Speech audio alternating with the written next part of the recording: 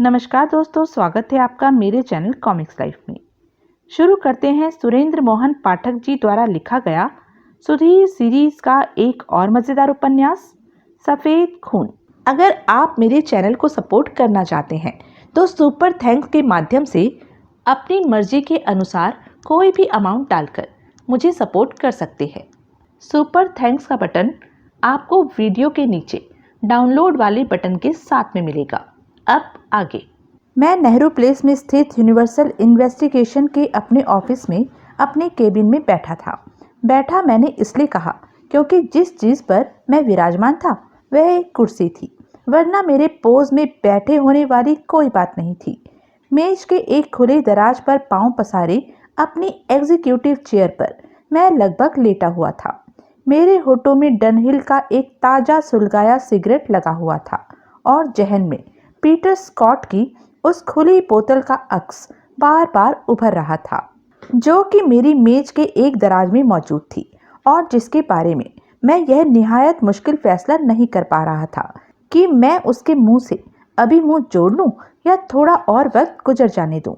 अपने खादिम को आप भूल न गए हों, इसलिए मैं अपना परिचय आपको दोबारा दे देता हूँ। बंदे को सुधीर कोहली कहते हैं। मैं प्राइवेट डिटेक्टिव के उस दुर्लभ धंधे से ताल्लुक रखता हूँ जो हिंदुस्तान में अभी ढंग से जाना पहचाना नहीं जाता, लेकिन फिर भी दिल्ली शहर में मेरी पूछ है। अपने दफ्तर में मेरी मौजूदगी हमेशा इस बात का सबूत होती है कि मुझे कोई काम धाम नहीं, जैसा कि आज था। बाहर वाले कमरे में मेरी सेक्रेटरी रजनी बैठी थी और काम न होने की वजह से जरूर मेरी तरह बोर हो रही थी। स्टेनो के लिए दिए मेरे विज्ञापन के जवाब में जो 2 दर्जन लड़कियां मेरे पास आई थी, उनमें से रजनी को मैंने इसलिए चुना था क्योंकि वह सबसे ज़्यादा खूबसूरत थी और सबसे ज़्यादा जवान थी। उसकी टाइप और शॉर्ट हैंड दोनों कमज़ोर थी, लेकिन उससे क्या होता था, टाइप तो मैं खुद भी कर सकता था। बाद में रजनी का एक और भी नुक्स सामने आया था। शरीफ लड़की थी, नहीं जानती थी कि डिक्टेशन लेने का मुनासिब तरीका यह होता है कि स्टेनो सबसे पहले आकर साहब की गोद में बैठ जाए। अब मेरा उससे मुलाहजे का ऐसा रिश्ता बन गया था कि उसके उस नुक्स की वजह से मैं उसे नौकरी से निकाल तो नहीं सकता था, लेकिन इतनी उम्मीद मुझे ज़रूर थी कि देर सबेर उसका यह नुक्स रफा करने में मैं कामयाब हो जाऊंगा। रजनी, मैं तनिक सिर्फ इतने की आवाज़ बाहरले केबिन में पहुंच जाए उच्च स्वर में बोला।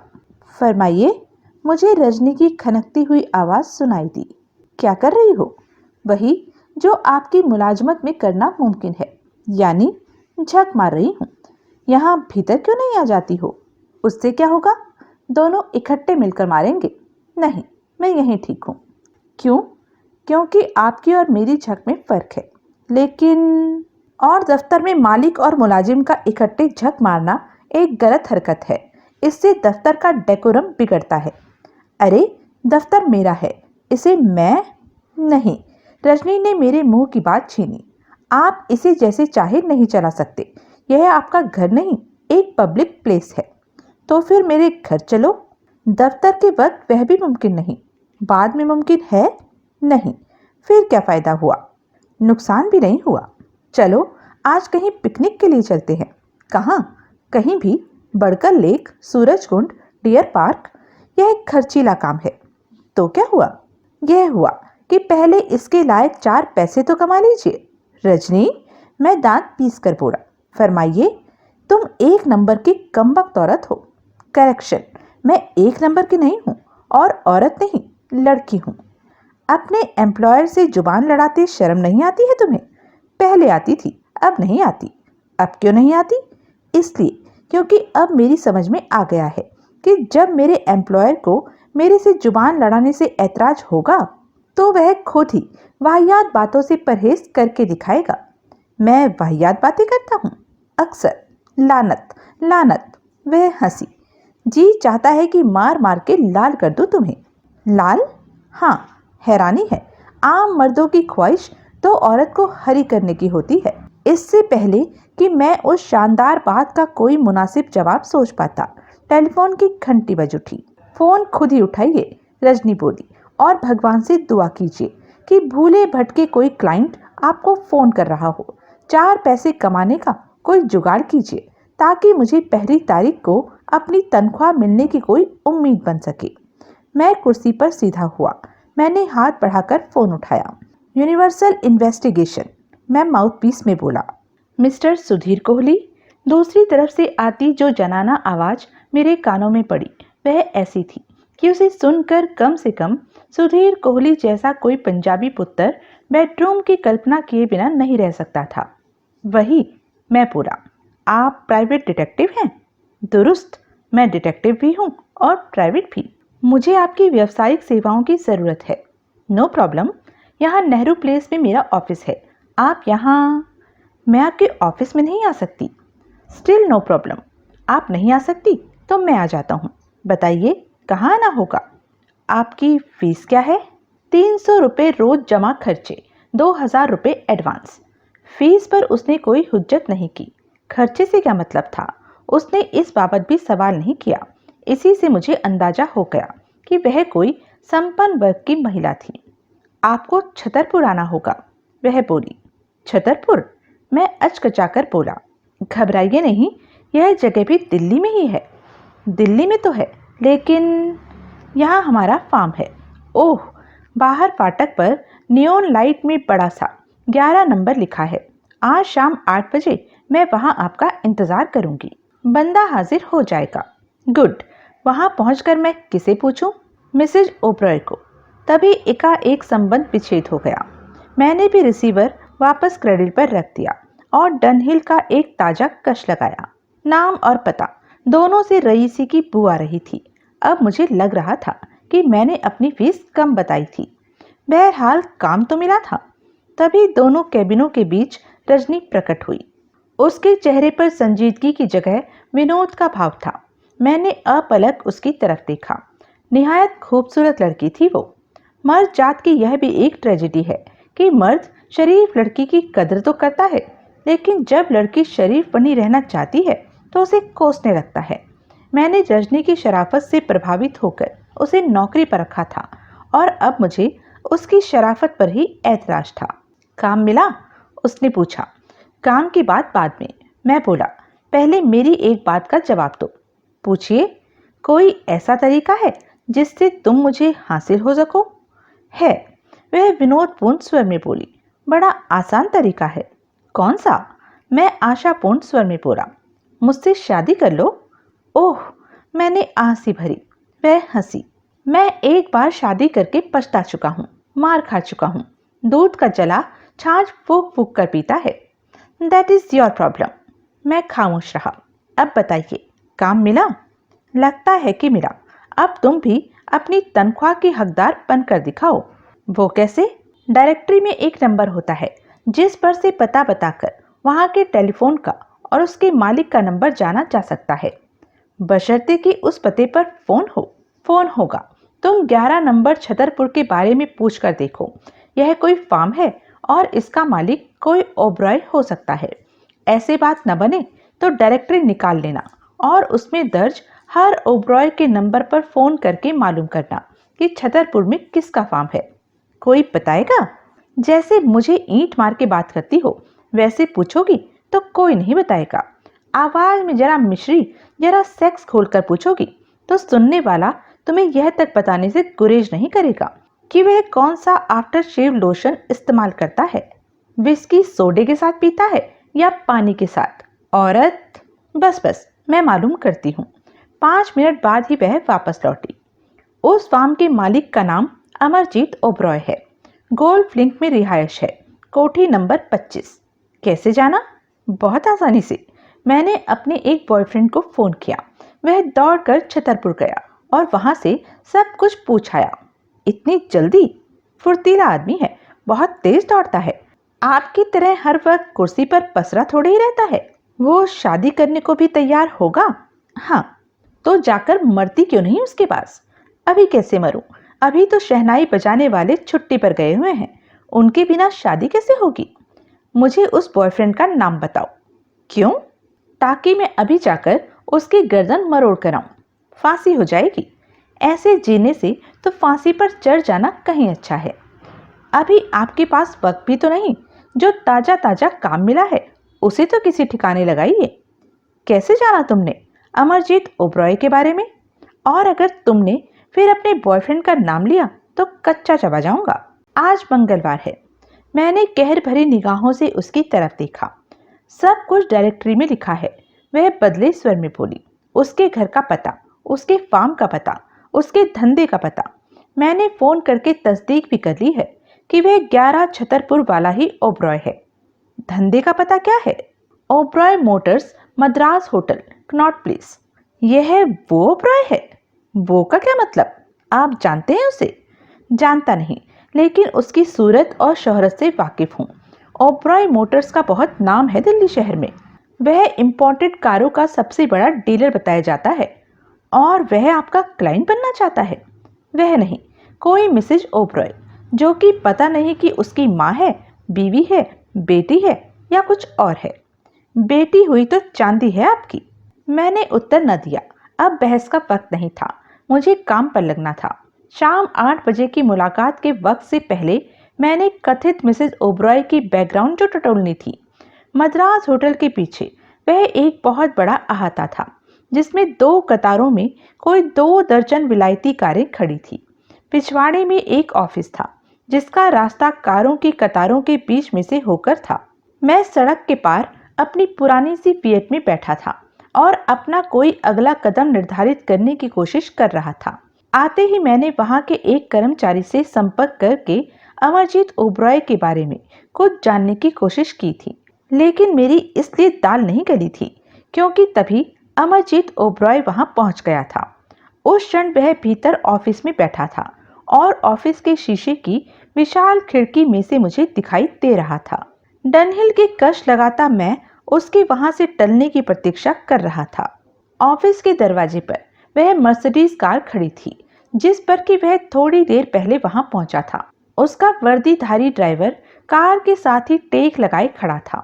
इससे मुझे लग रहा था कि वह जल्दी ही वहां से विदा होने वाला था। 10 मिनट बाद वह 2 दादानुमा व्यक्तियों के साथ बाहर निकला। वे सब सैंडविच की सूरत में, पहले दादा, फिर ओबरॉय, फिर दादा, कार में सवार हो गए। ड्राइवर भी वापस अपनी सीट पर जा बैठा। उसने कार का इंजन स्टार्ट किया। उस घड़ी किसी अज्ञात भावना से प्रेरित होकर मैंने ओबरॉय का पीछा करने का फैसला किया। मर्सिडीज वहां से रवाना हुई तो मैंने अपनी फिएट उसके पीछे लगा दी। ओबरॉय कोई 50 साल का ठिगना, मोटा, तंदुरुस्त आदमी था। मुझे फोन करने वाली कथित मिसेज ओबरॉय से उसकी क्या रिश्तेदारी थी, इसका संकेत मुझे अभी भी हासिल नहीं था। मैं उसकी कल्पना अमरजीत ओबरॉय से किसी रिश्तेदार के तौर पर महज इसलिए कर रहा था कि उसने जिस जगह पर मुझे मिलने को बुलाया था, उसका मालिक अमरजीत ओबरॉय था। हकीकतन दोनों का एक जात का होना महज इत्तेफाक हो सकता था और मुझे पाम पर बुलाए जाने की वजह रिश्तेदारी की जगह यारी हो सकती थी। अगली कार राजेंद्र प्लेस जाकर रुकी। ओबरॉय और उसके दोनों साथी कार से निकलकर एक बहुमंजिली इमारत में दाखिल हुए। अपनी कार को पार्क करके जब मैंने उस इमारत में कदम रखा तो मैंने उन्हें लिफ्ट के सामने खड़े पाया। मेरे देखते देखते लिफ्ट वहां पहुंची। उनके साथ ही मैं भी लिफ्ट में दाखिल हो गया। किसी की तवज्जो मेरी तरफ नहीं थी। लिफ्ट 5वीं मंजिल पर रुकी तो वे दोनों बाहर निकले। मैं भी बाहर निकला। लिफ्ट फ्लोर के मध्य में खुलती थी। वे बाईं तरफ चले तो मैं जानबूझकर विपरीत दिशा में चल पड़ा। एक क्षण बाद मैंने गर्दन घुमाकर पीछे देखा तो मैंने उन्हें कोने का एक दरवाजा ठेलकर भीतर दाखिल होते देखा। वे दृष्टि से ओझल हो गए तो मैं वापस लौटा। कोने के उस दरवाजे पर पीतल के चमचमाते अक्षरों में लिखा था, जॉन पी एलेक्जेंडर इंटरप्राइजेस। मैं सक पकाया। तब मुझे पहली बार सूझा कि मैं कहाँ पहुँच गया था। एलेक्जेंडर शहर का बहुत बड़ा दादा था और उसकी एंटरप्राइजेस जुआ, अवैध शराब, प्रोस्टिट्यूशन, स्मगलिंग और ब्लैकमेलिंग वगैरह थी। और ओबरॉय अपने 2 दादाओं के साथ वहां आया था। मैं वहां से टलने ही वाला था कि एकाएक मेरे कान में एक आवाज पड़ी, क्या चाहिए? मैंने चिहुक कर पीछे देखा। मेरे पीछे एक दरवाजा निशब्द खुला था और उसकी चौखट पर उस वक्त ओबरॉय के 2 दादाओं में से एक खड़ा मुझे अपलक देख रहा था। वह कंजी आंखों और चेचक से चितकबरे हुए चेहरे वाला, सूरज से ही निहायत कमीना लगने वाला आदमी था। प्रत्यक्षता वह दरवाजा भी अलेक्जेंडर के ऑफिस का था। कुछ नहीं, मैं सहज भाव से बोला। तो मैं टॉयलेट तलाश कर रहा था। वो दूसरे सिरे पर है। मुझे नहीं मालूम था। अब मालूम हो गया? हाँ, हो गया, शुक्रिया। मैं लंबे डग भरता हुआ दूसरे सिरे की तरफ बढ़ा। वहां टॉयलेट में दाखिल होने से पहले मैंने पीछे घूमकर देखा। वह दादा अभी भी चौखट के साथ टेक लगाए खड़ा था और मेरी ही तरफ देख रहा था। मैंने झूठ मूठ लघु शंका का बहाना किया, जो कि अच्छा ही साबित हुआ। मैं घूमकर वॉश बेसिन की तरफ बढ़ा तो मैंने उसे टॉयलेट के दरवाजे पर खड़ा पाया। मैंने हाथ धोए और बालों में कंघी फिराने लगा। उसने भीतर कदम रखा। मैंने तुम्हें मद्रास होटल के करीब भी देखा था, वह बोला। देखा होगा, मैं लापरवाही से बोला। ऐसा कैसे हो गया? इत्तेफाक से हो गया। और कैसे हो गया? मुझे इत्तेफाक पसंद नहीं। मुझे ऐसे लोग पसंद नहीं जिन्हें इत्तेफाक पसंद नहीं। उसने घूर कर मुझे देखा। मुझे खामखा गले पड़ने वाले लोग भी पसंद नहीं, मैं बोला। मैंने आगे बढ़कर उसके पहलू से गुजरने की कोशिश की तो उसने मेरी बांह थाम ली। बांह छोड़ो, मैं सख्ती से बोला। कौन हो तुम? उसने पूछा। मैंने कहा है बांह छोड़ो। उसने बांह छोड़ दी। बांह मैंने छोड़ दी है तुम्हारी, वह बोला, लेकिन मेरी शक्ल अच्छी तरह से पहचान लो, वैसे ही जैसे मैंने तुम्हारी शक्ल अच्छी तरह पहचान ली है। वो किस लिए? ताकि दोबारा ऐसा इत्तेफाक न हो। होगा तो तुम क्या करोगे? वह तुम्हें अगली बार मालूम होगा। मैं अगली बार का इंतजार करूंगा। मत करना, बेवकूफ़ी होगी ऐसा करना। मैंने बहस न की। कुछ तो उस आदमी की शक्ल ही डरावनी थी। ऊपर से तभी मुझे उसकी बगल में लगे शोल्डर होल्स्टर में से एक रिवॉल्वर की मुठ झांकती दिखाई दी थी। मैं लिफ्ट की तरफ बढ़ा तो वह भी मेरे से केवल 2 कदम पीछे था। हम दोनों इकट्ठे लिफ्ट में सवार होकर नीचे पहुंचे। मेरी कार तक भी वह मेरे साथ गया। मैं कार में सवार हुआ तो उसने मेरे लिए कार का दरवाजा तक बंद किया। मैंने कार आगे बढ़ाई तो उसने पीछे हटकर यूं अपनी एक उंगली अपनी पेशानी से छूकर मुझे सैल्यूट मारा, जैसे वह कोई दरबान हो और किसी मुअज्जिज मेहमान को वहां से विदा कर रहा हो। मैं कार को मेन रोड पर ले आया। जब मुझे तसल्ली हो गई कि वह किसी और वाहन पर मेरे पीछे नहीं आया था तो मैंने कार को एक गली में मोड़कर खड़ा कर दिया और वापस सड़क पर आकर एक टैक्सी पकड़ ली। टैक्सी ड्राइवर एक मुश्किल से 20 साल का सिख नौजवान था। टैक्सी पर मैं वापस राजेंद्र प्लेस पहुंचा और उस इमारत के सामने से गुजरा जिसमें मैं अभी होकर आया था। ओब्रॉय की मर्सिडीज अभी भी उस इमारत के सामने खड़ी थी। टैक्सी वहां से थोड़ा परे निकल आई तो मैंने उसे रुकवाया। अभी थोड़ी देर बाद मैं टैक्सी ड्राइवर से पंजाबी में बोला, एक काली मर्सिडीज यहाँ से गुजरेगी, तुमने उसके पीछे लगना है। कहाँ तक? टैक्सी ड्राइवर ने पूछा। जहाँ तक भी वह जाए। बाऊजी, यह लोकल टैक्सी है, शहर से बाहर नहीं जा सकती। तो मत जाना, शहर में तो यह काम कर सकोगे ना? कोई लफड़े वाली बात तो नहीं? नहीं बाऊजी, बात क्या है? बात तुम्हारी समझ में नहीं आएगी। ऐसी बातें समझने की अभी तुम्हारी उम्र नहीं। फिर भी यह कि मैं इसकी बीवी का यार हूँ। अगर मुझे गारंटी हो गई कि यह अपने घर नहीं जा रहा तो इसके घर मैं जाऊंगा। इसकी बीवी के पास? हाँ। बल्ले, वह प्रशंसात्मक स्वर में बोला। मैं प्रतीक्षा करने लगा। कोई 10 मिनट बाद ओब्रॉय इमारत से बाहर निकला, अकेला। उसकी मर्सिडीज उसे लेकर वहां से रवाना हो गई, लेकिन उसके दादाओं के मुझे दर्शन न हुए। टैक्सी मर्सिडीज के पीछे लग गई। उसके पीछे लगा मैं नारायण विहार के इलाके में गया। वहां मर्सिडीज एकाएक एक गली में दाखिल हो गई। टैक्सी वाला फौरन टैक्सी उसके पीछे न मोड़ पाया। वह उसे आगे से घुमाकर वापस लाया और हम गली में दाखिल हुए। मर्सिडीज मुझे एक बंगले के आगे खड़ी दिखाई दी। मैंने टैक्सी को तनिक आगे ले जाकर रुकवाया और पैदल वापस लौटा। बंगले के लेटर बॉक्स पर लिखा था 70 नारायण विहार। मैंने उससे अगली इमारत की कॉल बेल बजाई। एक जीनधारी युवती ने दरवाजा खोला और बाहर बरामदे में कदम रखा। सब्बरवाल साहब घर में हैं? उसके पुष्टवक्ष से जबरन निगाह परे रखता हुआ मैं बोला। कौन सब्बरवाल साहब? युवती बोली। यहाँ तो कोई सब्बरवाल साहब नहीं रहते। लेकिन मुझे तो यही पता बताया गया था, 70 नारायण विहार। यह 71 नंबर है, 70 नंबर तो बगल वाला है। ओह सॉरी, लेकिन सबरवाल तो वहां भी कोई नहीं रहता। कमाल है, वहां कौन रहता है? वहां तो जूही चावला नाम की फैशन मॉडल रहती है। सबरवाल वहां पहले रहते होंगे ना? जूही चावला तो वहां बहुत अरसे से रहती है। कमाल है, ऐसी गड़बड़ कैसे हो गई पते में?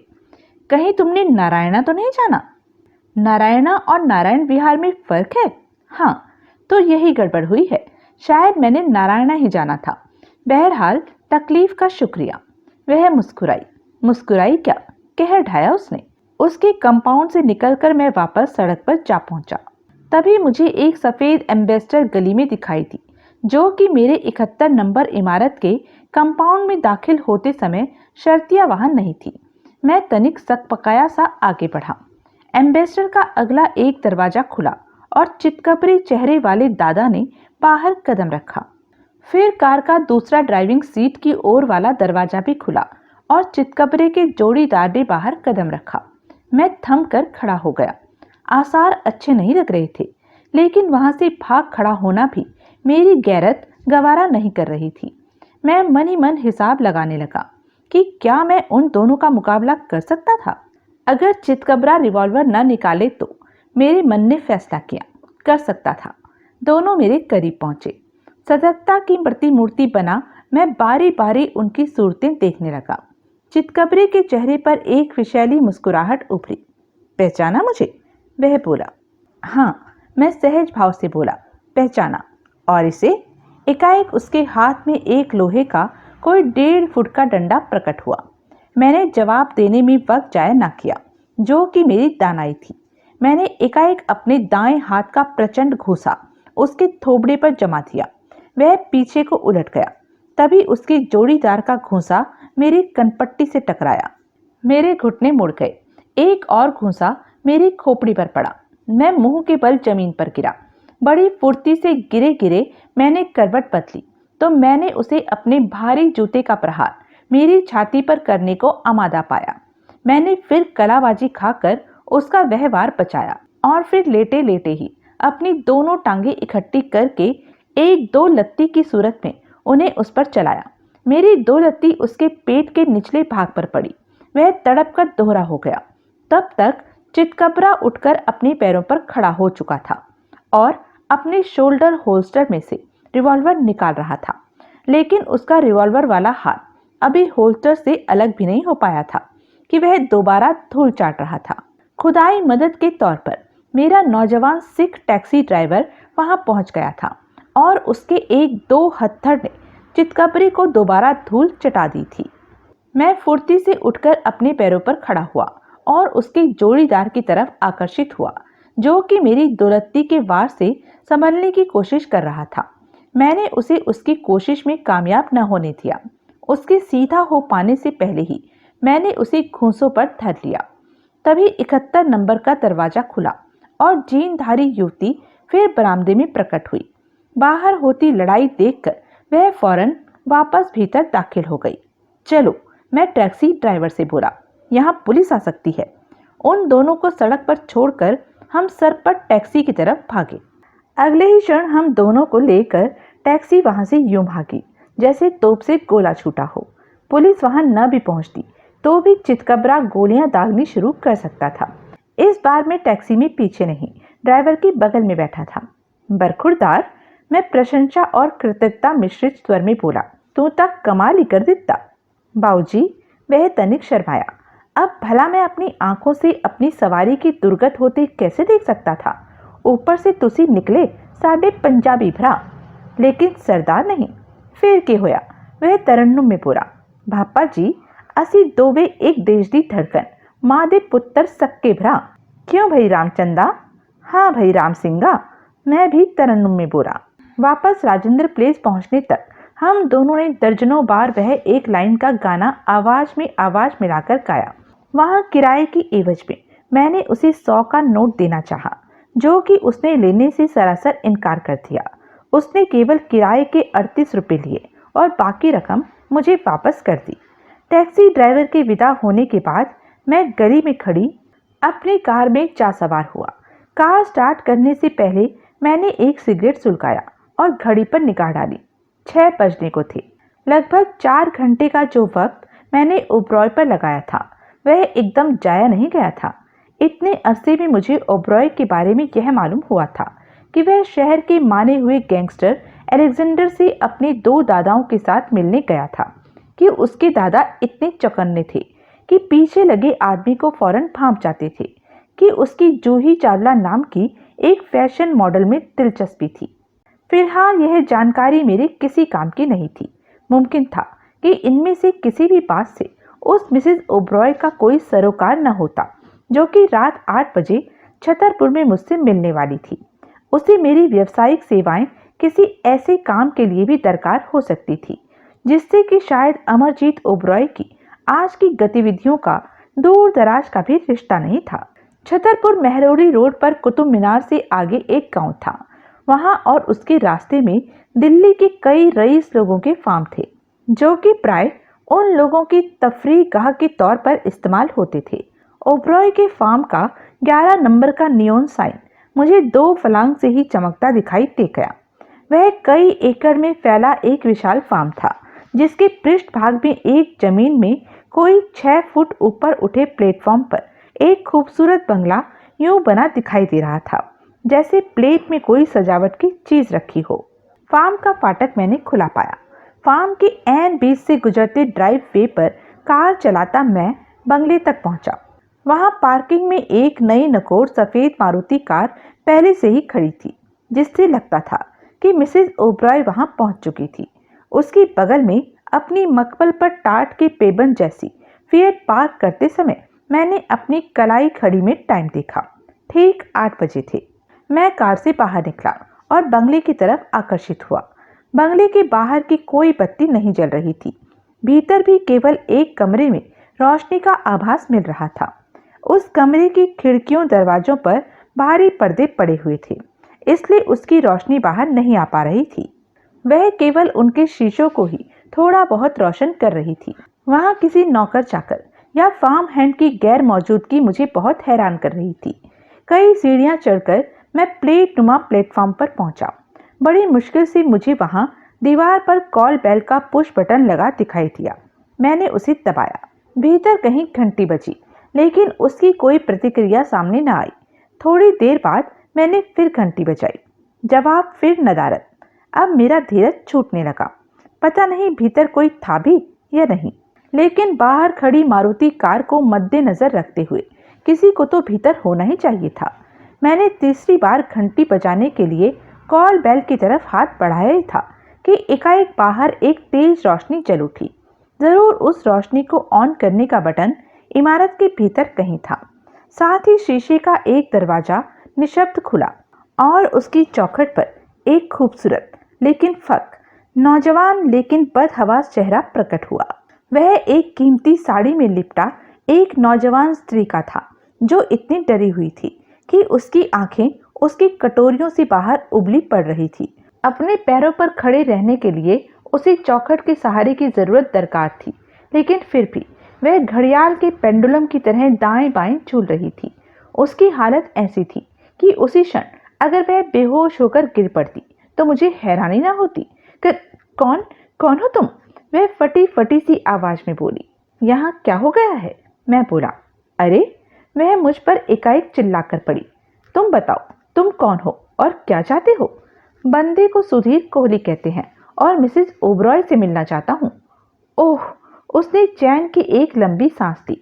शुक्र है तुम आ गए, जल्दी भीतर आओ। मैंने भीतर कदम रखा। उसने मेरे पीछे दरवाजा बंद कर दिया और उसके आगे से पर्दा खींच दिया। मैंने अपने आप को एक विशाल और बड़े ऐश्वर्यशाली ढंग से सजे ड्राइंग रूम में पाया। मैं मिसेज ओबरॉय हूँ, वह बोली। कमला ओबरॉय।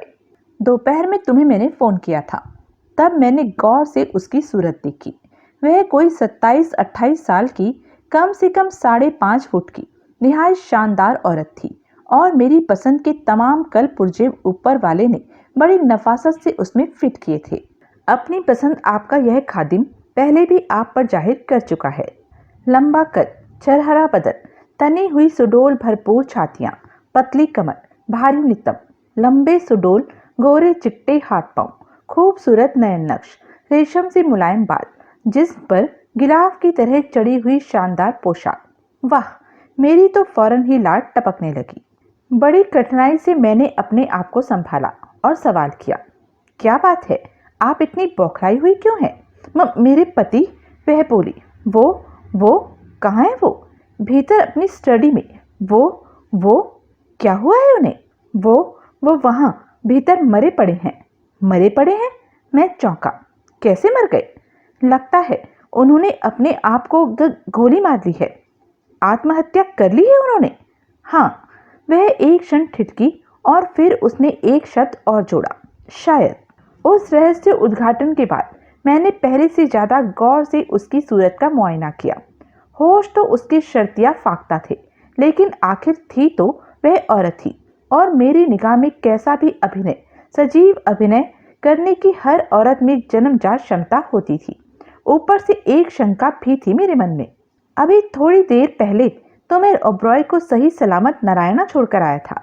इतनी जल्दी वह वहां कैसे पहुंच गया तो यूं आनन फानन लाश कैसे बन गया तो ऐसा इत्तेफाकन हुआ या किसी योजनाबद्ध तरीके से?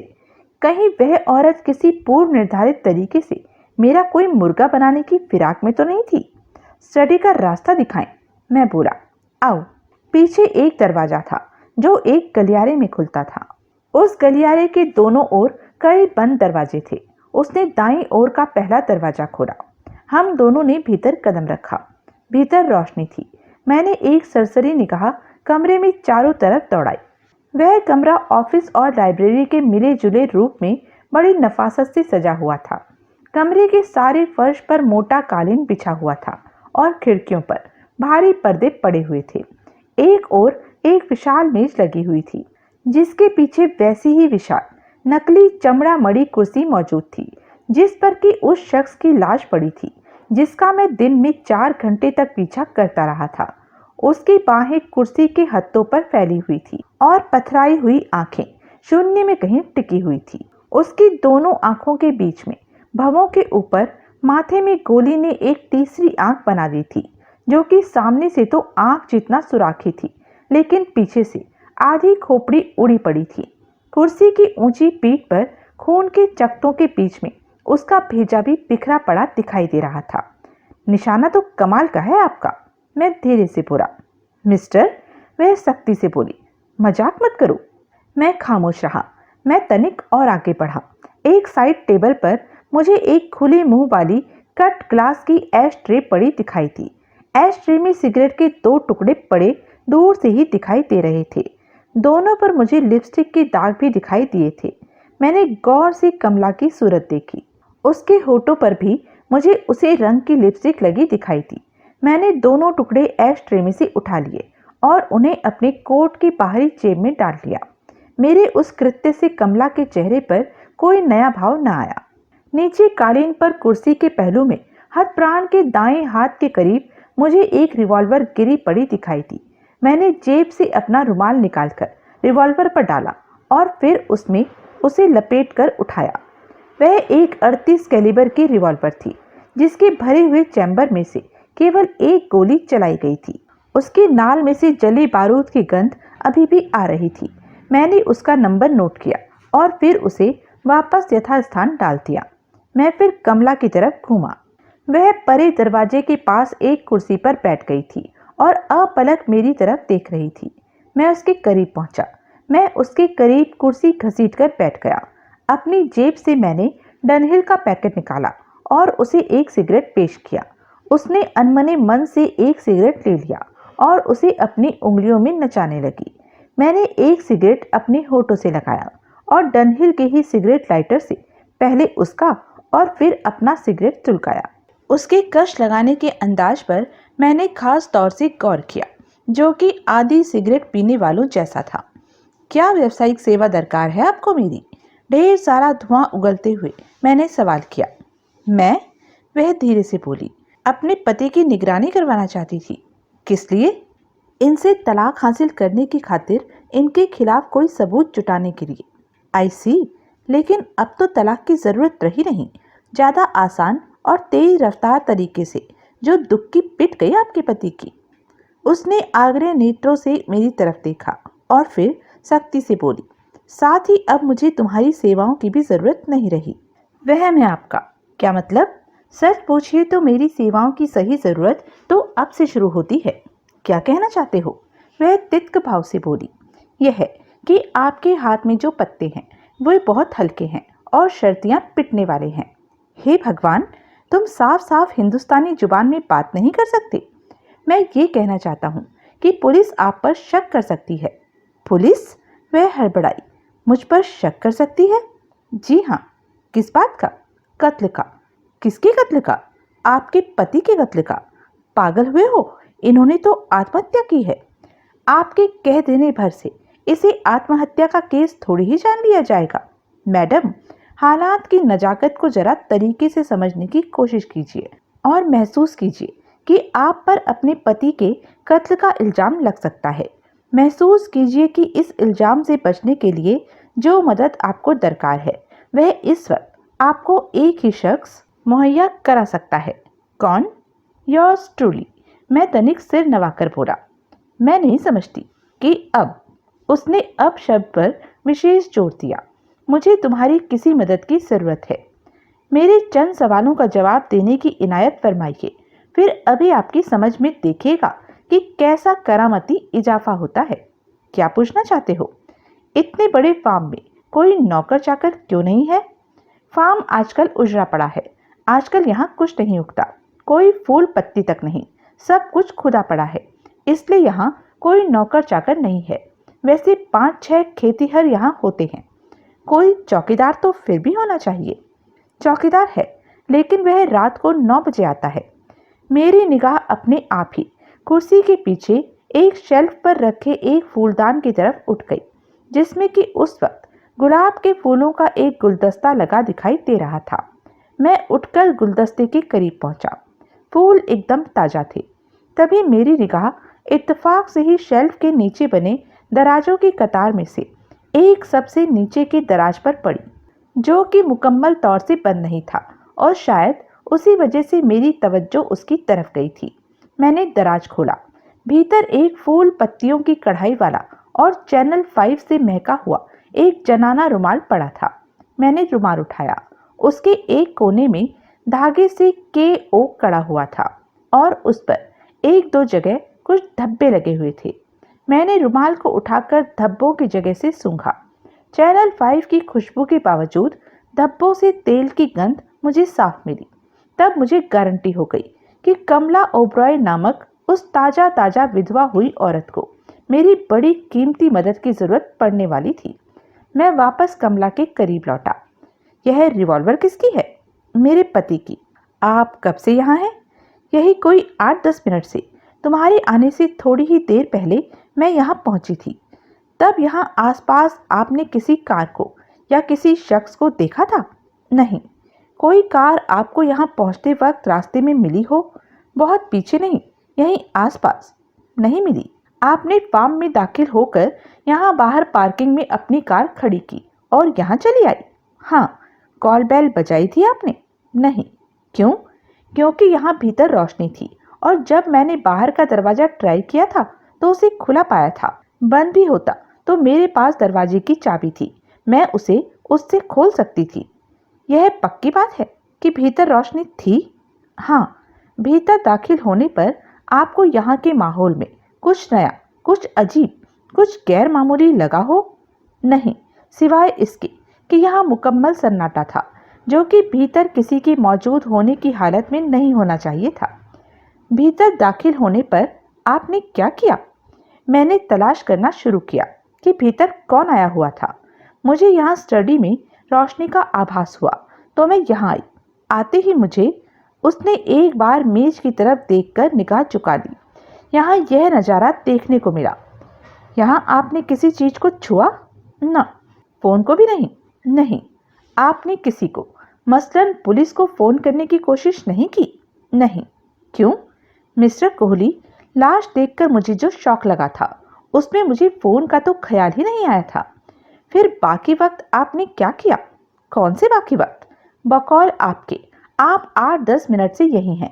बंगले में दाखिल होकर स्टडी में पहुंचकर यहाँ का नज़ारा देखने तक तो आपको मुश्किल से 2 या 3 मिनट लगे होंगे। बाकी का वक्त यहाँ क्या करती रही आप? इतना अरसा यहाँ खड़ी खड़ी लाश ही को तो निहारती नहीं रही होंगी आप। वह खामोश रही। आपने मुझसे मिलने के लिए शहर से बाहर यह उजाड़ बियाबान जगह क्यों चुनी? क्योंकि मैं नहीं चाहती थी कि किसी को मालूम हो कि अपने पति की निगरानी करवाने के लिए मैं किसी प्राइवेट डिटेक्टिव से संपर्क स्थापित कर रही थी। आजकल यहाँ कोई होता नहीं, इसलिए मैंने तुम्हें यहाँ बुलाया था। यानी कि आज यहाँ आपके पति का आगमन भी अनपेक्षित था? हाँ, अगर वे जिंदा होते तो आप अपने यहाँ आगमन का उन्हें क्या जवाब देती? मुझे उम्मीद नहीं थी कि यहाँ मेरे पति आए थे। मैंने बत्तियां जली देखी थी तो यही समझा था कि चौकीदार वक्त से पहले आ गया था और वही भीतर था। चौकीदार के पास भी यहाँ की चाबी है? हाँ, यानी कि वह बहुत भरोसे का आदमी है। हाँ, आपने मेरी कार के यहाँ पहुँचने की आवाज़ तो सुनी होगी? हाँ, सुनी थी। कॉल बेल की आवाज़ भी सुनी होगी आपने? हाँ, फिर भी आप फौरन दरवाजे पर नहीं पहुंची, क्योंकि मैं यह फैसला नहीं कर पा रही थी कि मैं दरवाज़ा खोलूं या नहीं। क्यों? आपकी मेरी यहाँ 8 बजे की अपॉइंटमेंट थी। आपको सोचना चाहिए था कि मैं आया हो सकता था। क्या आप उस शख्स को भी दरवाज़ा नहीं खोलना चाहती थी जिसे कि आपने खुद यहाँ बुलाया था? मैं भन्नाई हुई थी, इसलिए मेरी अक्ल मेरा साथ नहीं दे रही थी। अब आपकी घबराहट और आपकी अक्ल का क्या हाल है? मतलब क्या अब आप बिना खाका खींचकर समझाए यह समझ सकती हैं कि आपकी कहानी में छलनी से भी ज्यादा छेद है? उसने तुरंत उत्तर न दिया। उसने बड़ी गंभीरता से सिगरेट का एक गहरा कश लगाया और फिर उसे ऐश ट्रे में मसल दिया। मैंने आगे बढ़कर वह टुकड़ा उठा लिया। उस पर लगी लिपस्टिक की रंगत ऐन 2 टुकड़ों पर लगे रंग जैसी थी जो कि मेरे कोट की जेब में थी। वह मेरी हर हरकत को बड़े गौर से नोट कर रही थी। तुम क्या कहना चाहते हो? वह बड़ी संजीदगी से बोली। आपको पुलिस की कार्यप्रणाली, उनके सोचने के तरीके का कोई तजुर्बा है? नहीं, मुझे है। मैं आपको बताता हूँ कि मौजूदा हालात में पुलिस क्या सोचेगी। मैं सुन रही हूँ। पुलिस यह सोचेगी कि आप अपने पति की दुक्की पीटने पर आमादा थी। क्यों? क्यों इस वक्त महत्वपूर्ण नहीं है। आपका पति दौलतमंद आदमी था। शायद इस तरह आप उसकी दौलत हथियाना चाहती थी। शायद आप इस तरह उससे अपनी कोई पोल, मसलन उसके साथ बेवफाई छुपाना चाहती थी। शायद आप उसकी बेवफाई की उसे यूं सजा देना चाहती थी। बहरहाल कोई बात थी जिसकी वजह से आपको अपने पति का कत्ल करना जरूरी लगने लगा था। लेकिन साथ ही आपको कोई ऐसा काठ का उल्लू भी दरकार था जो जरूरत पड़ने पर आपकी एलिबाई, आपकी गवाही बन सकता। काठ के उल्लू के इस रोल के लिए आपने मुझे चुना। आपने मेरे साथ यहाँ मुलाकात का 8 बजे का टाइम फिक्स किया और साथ ही किसी तरह अपने पति को भी यहाँ आने के लिए मना लिया। आपके पति को मैंने देखा है।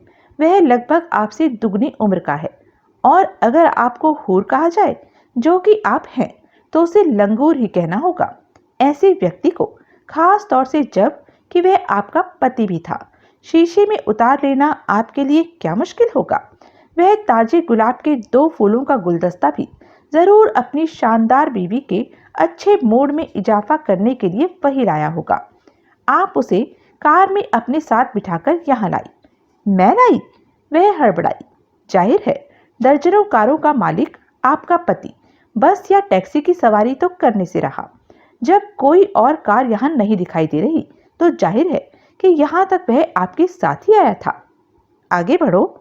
किसी वजह से वक्त का कोई ऐसा घोटाला हो जाता है कि आप मेरे आगमन के वक्त से थोड़ी ही देर पहले यहाँ पहुँच पाती हैं। आप इसे यहाँ स्टडी में लेकर आती हैं। आपकी राय या अपनी मर्जी से वह फूलों को गुलदस्ते में लगाता है और अपनी कुर्सी पर बैठ जाता है। तभी आप उसे शूट कर देती हैं। उसी क्षण आपको मेरी कार के यहाँ पहुँचने की आवाज़ आती है। आप घबरा जाती हैं। आप जल्दी से अपने बैग में से अपना रुमाल निकालती हैं और उसकी सहायता से रिवॉल्वर पर से अपनी उंगलियों के निशान पोंछ देती हैं। फिर आप जल्दी से रुमाल को शेल्फ के निचले दराज में डाल देती हैं। और वहाँ क्यों? वापस अपने बैग में क्यों नहीं? क्योंकि अभी अभी अपने पति का कत्ल करके हटी होने की वजह से और ऊपर से एकाएक मेरे को यहाँ पहुँचते पाकर आप बौखला जाती हैं और बौखलाहट में इंसान से ऐसी नादानी, ऐसी लापरवाही हो सकती है। Nonsense. You think so? Yes, लेकिन फिर भी तुम अपनी बात कहो। आप रिवॉल्वर पर अपने पति की उंगलियों के निशान बनाती हैं और उसे उसके दाएं हाथ के करीब यूं कालीन पर गिरा देती हैं, जैसे उसके आत्मघात के बाद रिवॉल्वर उसकी उंगलियों में से फिसलकर वहां गिरी हो। फिर अपने आप को काबू में करने के लिए आप एक सिगरेट सुलगा लेती हैं और इसी वजह से आप मेरे घंटी बजाने पर फौरन दरवाजा नहीं खोलती, क्योंकि अभी आपने आत्महत्या की स्टेज सेट करनी थी और अपनी हालत पर काबू पाना था। कहिए, कैसी है ये कहानी? पुलिस ऐसा सोचेगी इस घटना के बारे में? जी हाँ, पुलिस ऐसा सोचेगी, इसलिए आपको मेरी मदद की जरूरत है। तुम्हारी मदद मुझे हासिल हो जाने पर पुलिस ऐसा सोचना छोड़ देगी? नहीं, वह फिर भी ऐसा ही सोचेगी, लेकिन मेरी मदद हासिल हो जाने के बाद उनके ऐसा सोचने का आपको कोई नुकसान नहीं होगा। वो कैसे? क्योंकि तब आपका मददगार यानी कि मैं हालात का हुलिया बदल देगा। तब सुधीर कोहली आपका गवाह बन जाएगा कि आपने अपने पति की हत्या नहीं की थी, और अगर वाकई आपने अपने पति की हत्या नहीं की तो कहने की जरूरत नहीं कि आपका यह खातिम आपके पति के हत्यारे को खोज निकालने के भी काम आ सकता है। तुम हत्या हत्या का राग मतवाद अलाप रहे हो। आखिर उन्होंने आत्महत्या क्यों नहीं की हो सकती? क्योंकि आपके पति के माथे में जो तीसरी आंख दिखाई दे रही है, उसके इर्द गिर्द जले बारूद के कण कतई नहीं दिखाई दे रहे। यह बात साफ साबित करती है कि गोली फासले से चलाई गई थी। इन्होंने खुद रिवॉल्वर को अपने माथे के साथ सटाकर गोली चलाई होती तो गोली के सुराख के इर्द गिर्द जले बारूद के कण चिपके शर्तिया दिखाई दे रहे होते, और फिर यूं गोली चलाने के लिए आपके पति की बाह 10-12 फुट लंबी होनी चाहिए थी, जो कि नहीं है। वैसे भी आत्महत्या करने वाला शख्स गोली का निशाना अपनी कनपट्टी को ज्यादा सुविधाजनक जगह को बनाता है, न कि माथे को। अब वह साफ साफ मुझसे प्रभावित दिखाई दे रही थी। तुम कुछ क्षण कुर्सी पर बेचैनी से पहलू बदलते रहने के बाद वह इस बार एकदम बदले स्वर में बोली, वाकई मुझे इस झमेले से निजात दिला सकते हो? और मेरा काम क्या है? मैं बोला, कैसे करोगे यह काम? आपके हाथ के कुछ हल्के पत्ते गायब करके, कुछ बदल के और कुछ के बदले में तुरुप के पत्ते पेश करके। बदले में मुझसे क्या उम्मीद करते हो? वही जो कोई नौजवान मर्द किसी खूबसूरत औरत से कर सकता है। बस? नहीं, मैंने तुरंत संशोधन किया, जो कोई मेहरबान मर्द किसी दौलतमंद विधवा से कर सकता है। बड़े चालाक हो शायद, और कमीने भी। शुक्रिया। किस बात का? मुझे एकदम सही पहचानने का। तुम्हारी सही पहचान तो मैंने कुछ और ही की है, जिसे कि मौजूदा नाजुक हालात में मैं अभी जुबान पर नहीं लाना चाहती। आई डोंट माइंड, मैं इंतजार कर सकता हूँ, मुझे कोई जल्दी नहीं। अब बोलो, क्या कीमत चाहते हो अपनी मदद की? कारामाद मदद की। मदद कारामाद साबित न हो तो कोई कीमत नहीं। कीमत बोलो। 2,20,000 डाउन, बाकी बाद में। उसने उत्तर न दिया। वह कुर्सी से उठ खड़ी हुई और दरवाजे के पास दाएं बाएं टहलने लगी। कुछ क्षण बाद वह मेरे सामने ठिठकी। इस बात की क्या गारंटी है, वह बोली, कि तुम मुझे धोखा नहीं दोगे? मुझे कैसे विश्वास हो कि तुम मुझे ब्लैकमेल के लिए कल्टीवेट नहीं कर रहे हो? कोई गारंटी नहीं। आपको ऐसा कोई विश्वास दिलाने का इस वक्त मेरे पास कोई जरिया नहीं। तो क्या? मैं अपनी खिदमत आप पर थोप नहीं रहा हूँ। उनको कबूल करना या न करना आपकी मर्जी पर मुनहसर है। फिर भी मुझे कोई तसल्ली तो होनी चाहिए। ऐसी कोई तसल्ली आपको देने की स्थिति में मैं नहीं हूँ। लेकिन यह ना भूलिए कि आपको बचाने के लिए मुझे खुद अपने आप को फंसाना होगा। तुम कैसे फंस सकते हो? हत्या के केस में हत्यारे का मददगार उसके बराबर का गुनहगार माना जाता है।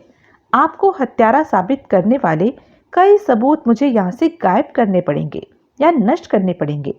ऐसा मैं आप पर यह विश्वास करके करूँगा कि हत्यारी आप नहीं हैं। अगर मैं आप पर विश्वास कर सकता हूँ तो आप भी मेरे पर विश्वास कर सकती हैं। तुम कौन से सबूतों को नष्ट या गायब करने की बात कर रहे हो? मुझे आप द्वारा पिए गए सिगरेट को यहाँ से गायब करना होगा, ताजे गुलाब के फूलों के गुलदस्ते को नष्ट करना होगा, आपके रुमाल को भी कहीं ठिकाने लगाना होगा। मैंने तुम्हारे आगमन से पहले यहाँ कोई सिगरेट नहीं पिया था। फूलों के गुलदस्ते के बारे में मैं कतई नहीं जानती और मैं खुद हैरान हूँ कि मेरा कोई रुमाल शेल्फ के उस निचले दराज में कैसे पहुंचा। यानी कि यह आपको फंसाने के लिए आपके खिलाफ कोई साजिश है। लगता तो यही है। तब तो मेरी मदद की आपको और भी ज्यादा जरूरत है। वह खामोश रही। बहरहाल दोनों ही हालात में एक बात निहायत जरूरी है। क्या? कि ये सबूत पुलिस के हाथ न लगे। तुम ठीक कह रहे हो। इसके बाद आपको एलिबाई देने के लिए मुझे यह भी कहना होगा कि हम दोनों एक ही वक्त यहाँ पहुंचे थे। तुम एक प्राइवेट डिटेक्टिव हो और यह बात पुलिस से छुपाकर नहीं रखी जा सकती। पुलिस यह भी तो पूछेगी कि मैंने तुम्हें यहाँ क्यों बुलाया था। उसकी आप असली वजह बयान कर सकती हैं। यह है कि मुझे अपने पति के चरित्र पर शक था, इसलिए मैं उसकी निगरानी करवाना चाहती थी। हाँ, तुम्हारी एलिबाई की वजह से और तुम्हारे मेरे खिलाफ यहाँ सबूतों को गायब या नष्ट कर देने के बाद पुलिस मेरा पीछा छोड़ देगी? आसानी से तो नहीं छोड़ देगी, लेकिन आपके पीछे पड़े रहने से जब उन्हें कुछ हासिल होता नहीं दिखाई देगा तो मजबूरन तो उन्हें आपका पीछा छोड़ना ही पड़ेगा। वह फिर खामोश हो गई। चहलकदमी का जो सिलसिला बीच में बंद हो गया था वह फिर शुरू हो गया। कुछ क्षण बाद वह बड़े निर्णयात्मक भाव से फिर कुर्सी पर बैठ गई। ठीक है, वह बोली, मुझे सौदा मंजूर है। जानकर खुशी हुई। अब बोलो, अब क्या चाहते हो? Down payment? वो इस वक्त कैसे मुमकिन है? 20,000 की रकम क्या कोई साथ लिए फिरता है? हर कोई नहीं फिरता। एक दौलतमंद आदमी की बीवी फिरती हो सकती है। मेरे पास 20,000 रुपये नहीं है इस वक्त। 1,500 कम भी चलेंगे। मैं आशापूर्ण स्वर में बोला। 1,500 तो कुल है मेरे पास। Okay, never mind, I will collect letter. वह मुस्कुराई। मैं भी मुस्कुराया। उस वक्त यह कह पाना मुहाल था कि कौन किसे फंसा रहा था। फिर मैं फोन के करीब पहुंचा। मैंने 100 डायल किया। तुरंत उत्तर मिला। मेरा नाम सुधीर कोहली है। मैं एक प्राइवेट डिटेक्टिव हूँ। मैं 11 छतरपुर से अमरजीत ओबरॉय के फार्म हाउस से बोल रहा हूँ और यह रिपोर्ट करने के लिए फ़ोन कर रहा हूँ कि अभी अभी ओबरॉय साहब ने अपने आप को शूट करके आत्महत्या कर ली है। कौन ओबरॉय साहब? पूछा गया। ओबरॉय मोटर्स वाले? वही। अपना नाम फिर से बोलो। सुधीर कोहली। मौकाए वारदात पर और कौन है तुम्हारे साथ? ओबरॉय साहब की पत्नी कमला ओबरॉय। ठीक है, वहीं इंतज़ार करो, पुलिस पहुंचती है। मैंने फ़ोन रख दिया। मैंने रुमाल वापस कमला को सौंप दिया। इसे अपने बैग में रख लो। मैं बोला, मैं इसे धो लूँ? ज़रूरत नहीं। आपके बैग की तलाशी कोई नहीं लेने वाला। कोई लेगा तो ताज़ा धुला रुमाल ज़्यादा शक पैदा करेगा। ओह! फिर मैंने फूलदान से फूलों का गुलदस्ता निकाला। कमला से रास्ता पूछकर मैं टॉयलेट में पहुंचा। सिगरेट के टुकड़े और गुलदस्ते को पुर्जा पुर्जा करके मैं उन्हें टॉयलेट में डालने ही लगा था कि मुझे उसमें तैरता एक कागज का टुकड़ा दिखाई दिया। मैंने वह टुकड़ा पानी से निकाल लिया।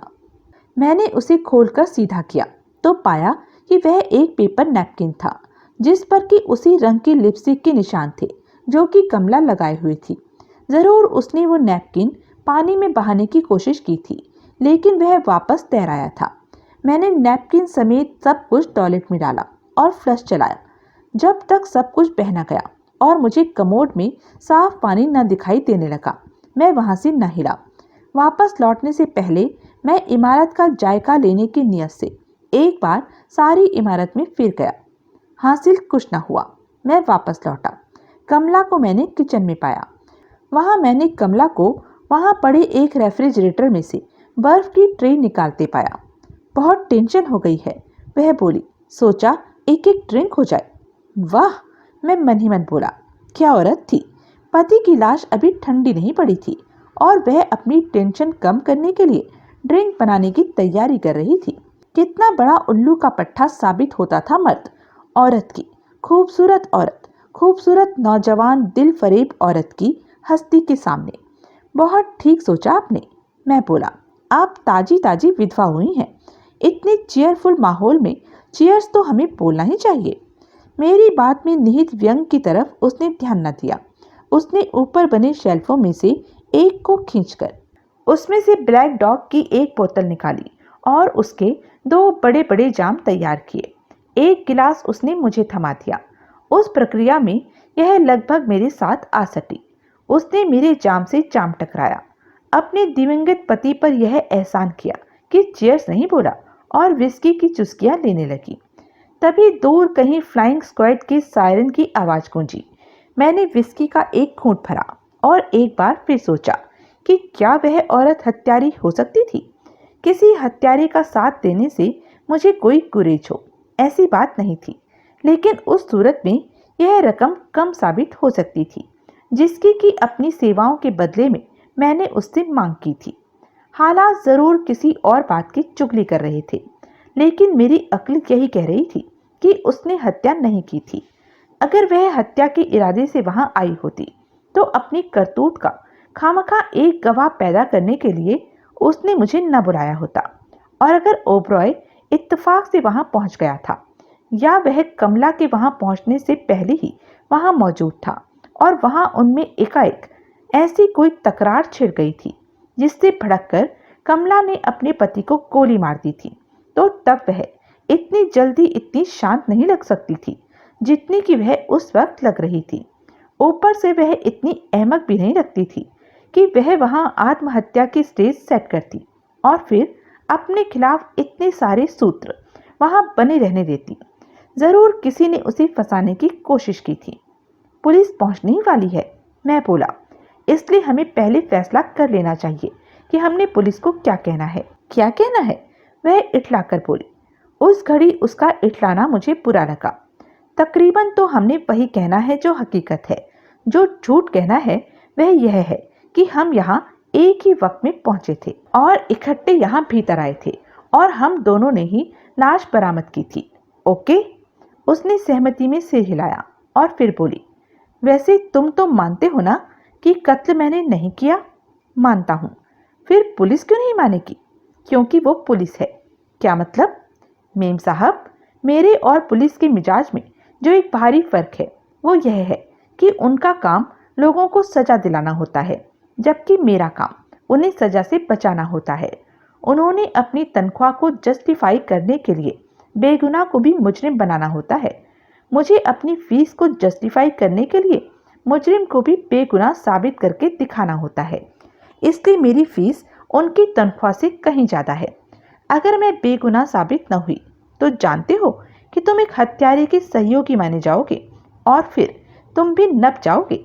जानता हूँ, मेरे से बेहतर इस बात को और कौन जान सकता है। तभी पुलिस के कदम वहां पड़े। पुलिस के साथ उनका जो अधिकारी वहां पहुंचा था, उस पर निगाह पड़ते ही मेरा चेहरा उतर गया।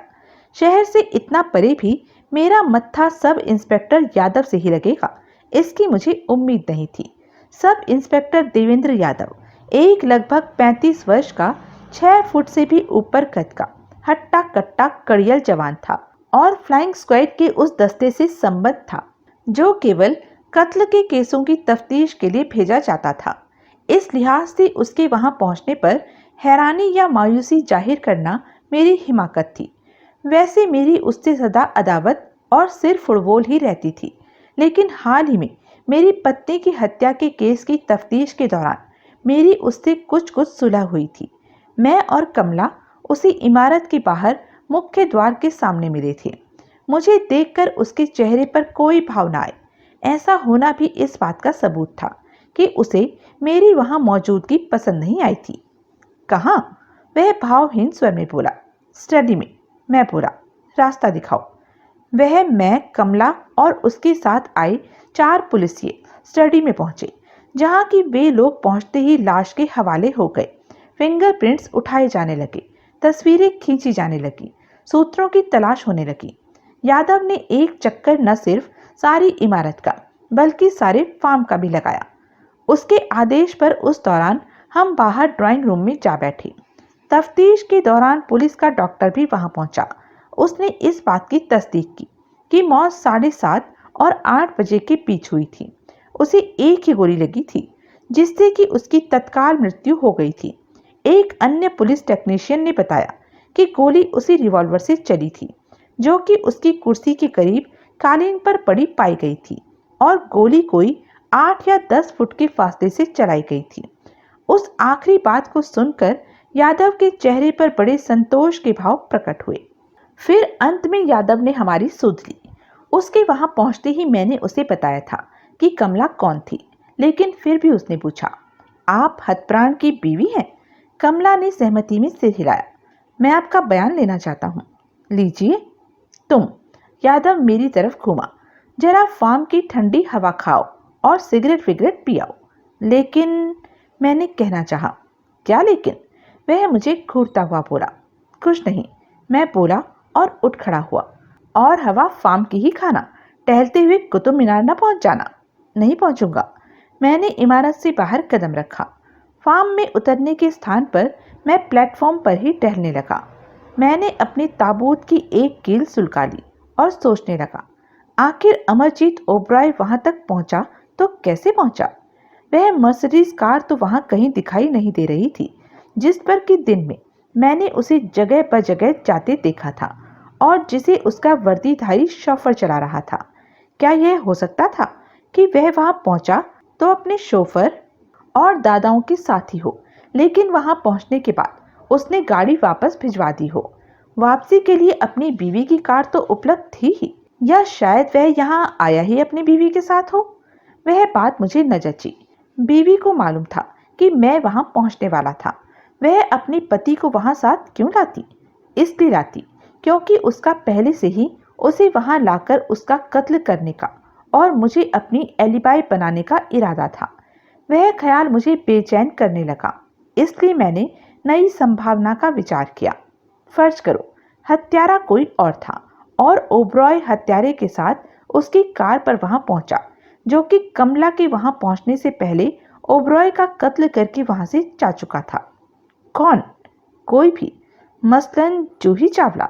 ओबरॉय को नहीं मालूम था कि उसकी बीवी उस रात फार्म पर जाने वाली थी, इसलिए वह जूही चावला के साथ तफरीह के लिए वहां आया हो सकता था। उन दोनों में कोई तकरार छिड़ी हो सकती थी, जिसका अंजाम ओबरॉय के कत्ल तक पहुंचा हो सकता था। लेकिन अभी तो इसी बात का कोई सबूत सामने नहीं आया था कि ओबरॉय के जूही चावला के साथ कोई ऐसे वैसे तफरीह मार्का ताल्लुकात थे। घूम फिरकर बात फिर कमला पर ही पहुंच जाती थी और मैं बौखलाने लगता था। पैसे का लालच कहीं इस बार मेरी दुक्की तो नहीं पिटवाने वाला था। तभी एक पुलिसिया ने टेरेस पर कदम रखा। आपको साहब बुला रहे हैं, वह बोला। मैं उसके साथ फिर इमारत में दाखिल हुआ। कमला ड्राइंग रूम में अकेली बैठी थी, लेकिन पुलिसिया ने मुझे वहां न रुकने दिया। वह मुझे सीधा स्टडी में ले गया, जहां दरवाजे के पास एक कुर्सी पर यादव बैठा था।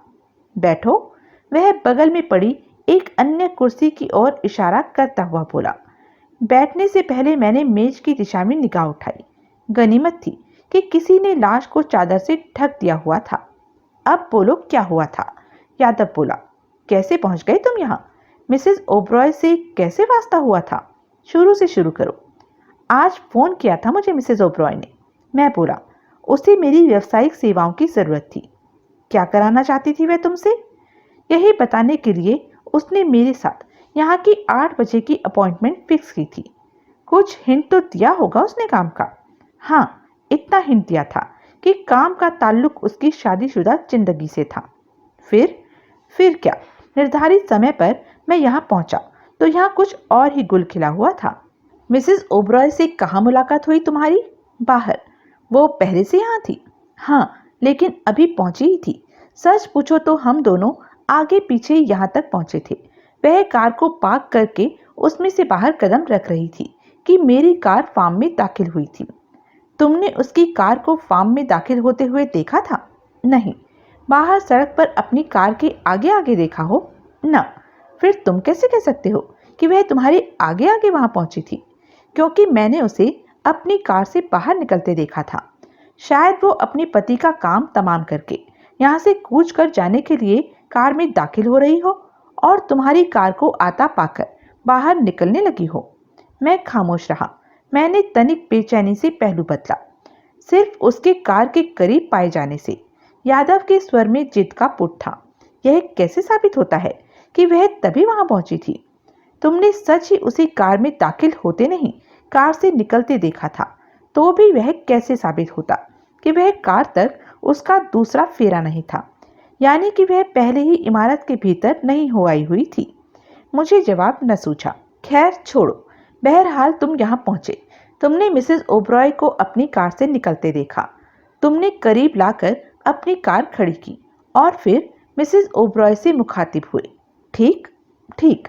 उस वक्त मूड कैसा था मिसेस ओब्रॉय का? क्या वह घबराई बौखलाई हुई थी, आंदोलित थी, किसी बात से त्रस्त लग रही थी, किसी इमोशनल स्ट्रेन में थी? ऐसी कोई बात नहीं थी। मुझे तो वह बिल्कुल ठीक ठाक और स्वाभाविक मूड में लगी थी। फिर मैंने उसे अपना परिचय दिया, एक आध और औपचारिक बात की और फिर हम इमारत तक पहुंचने वाली सीढ़ियों की तरफ बढ़ गए। इमारत में रोशनी थी, जो कि मिसेस ओब्रॉय को हैरानी की बात लगी थी। हम इमारत में दाखिल हुए थे। हम यहाँ स्टडी में पहुंचे थे तो यहाँ अमरजीत ओब्रॉय की लाश पड़ी थी, वैसे ही जैसे इस वक्त भी पड़ी है। हाँ, इमारत का प्रवेश द्वार खुला था या उसे मिसेस ओब्रॉय ने चाबी लगाकर खोला था? इस बात की तरफ तो मैंने ध्यान नहीं दिया था। क्यों? सच बताऊं? सच ही बताओगे तो बनेगी बात। सच यह यादव साहब कि उस वक्त मेरा ध्यान मिसेस ओब्रॉय की शानदार फिगर की तरफ था, उसकी सांचे में ढले जिस्म की तरफ था, उसकी मनमाती चाल की तरफ था। भीतर बत्ती जली होने जैसी अस्वाभाविकता को नोट कर चुकने के बावजूद तुमने यह देखने की कोशिश नहीं की कि दरवाजा खुला था या उसमें ताला लगा हुआ था? नहीं की। सॉरी। जब तुम लोगों ने स्टडी में लाश बरामद की थी उस वक्त कितने बजे थे? 8 पूरे। 1-2 मिनट ऊपर होंगे। लेकिन पुलिस को फोन तो तुमने बड़ी देर में किया था। लाश बरामद होते ही तुमने फौरन फोन क्यों नहीं किया था? फौरन नंबर नहीं मिला था। टेलीफोन में कोई नुक्स था। कई बार डायल करने के बाद मुझे पुलिस का नंबर मिला था। मुझे तो फोन में कोई नुक्स नहीं दिखाई दिया। अब नहीं होगा, तब था। यह विस्की जो तुम्हारी सांसों में बसी है, यह तुम घर से पी कर आए थे या यहाँ कर पी थी? मैं तुम्हें अंधेरे में नहीं रखना चाहता। सवाल का जवाब इस बात को निगाह में रखकर देना कि किचन में 2 गिलास और उनके करीब एक आइस ट्रे पड़ी मैंने देखी है। और उसने मुझे घूरा। गिलासों पर से उंगलियों के निशान उठाए जा सकते हैं। विस्की का एक पैक मैंने यहाँ पिया था, जो कि मिसेस ओब्रॉय ने पेश किया था। हाँ, जो कि उसने खुद भी पिया था। हाँ, मैं विचलित स्वर में बोला। ऐसी औरत के बारे में तुम क्या राय कायम करोगे जो कि अपने ताजे ताजे मरे पति की लाश के सिरहाने खड़ी होकर विस्की पीती हो और किसी दूसरे को भी पिलाती हो? विस्की हमेशा नशे के लिए ही नहीं पी जाती इंस्पेक्टर साहब। सब इंस्पेक्टर, मैं इंस्पेक्टर नहीं हूँ। विस्की ट्रंक्विलाइजर का भी काम करती है। घबराए बौखलाए आदमी को तस्कीन देने का भी काम करती है। आई सी। तो मिसेस ओब्रॉय विस्की के जाम में तस्कीन तलाश कर रही थी। खाविंद की मौत के सदमे के शिकार अपने दिल को राहत पहुंचा रही थी। हाँ, साथ में तुम भी। मैं किसी सदमे का शिकार नहीं था। मैं सिर्फ मिसेस ओब्रॉय का साथ दे रहा था, बकायदा चीयर्स बोलकर। अब यादव साहब आप तो नेवर माइंड।